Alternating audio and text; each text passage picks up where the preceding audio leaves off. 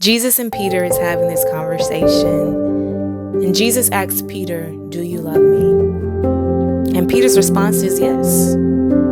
"You know that I love you. Thou knowest all things." So Jesus is like, "Okay, prove it. Feed my lambs. Feed my sheep." Essentially, Jesus is saying, if you love me, do my will, which is relative to Jesus' teaching in John 14:15, when he says, if you love me, keep my commandments. So at first, Jesus asks Peter, do you love me more than these? The Bible doesn't specify what Jesus was referring to when he mentioned these. But we do know Jesus was asking, between me and these, which one has your heart? It could have been Jesus was asking Peter, do you love me more than your occupation? Do you love me more than your wife? Do you love me more than your own ambitions? Do you love me more than your life itself?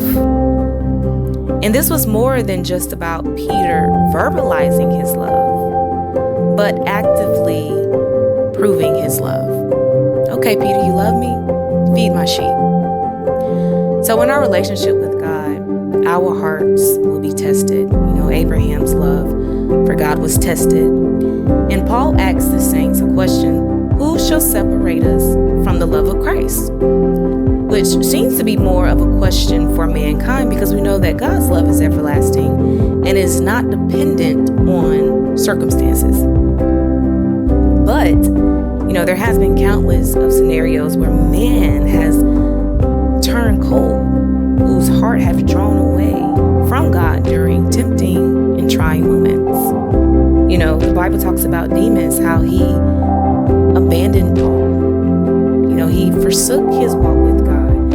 You know, Paul says, Demas forsook me, having loved this present world. 1 Kings 3:3, Solomon loved the Lord. He started out fresh, loving God, walking in the statutes of David, his father. See, again, it's not about loving God through lip service. It's loving God through our walk with him. It's professing our love through our lifestyle. So Solomon was walking in the statutes of David, his father. And David, we know, was a righteous man. But later on, we read in 1 Kings 11, Solomon began to love strange women, which became his downfall.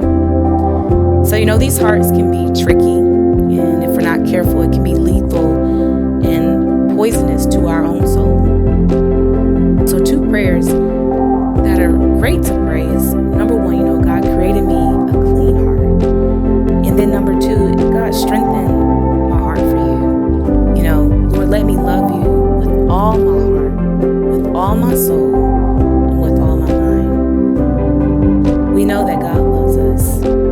God, he loves you. He loves me. But the question is, do we love him?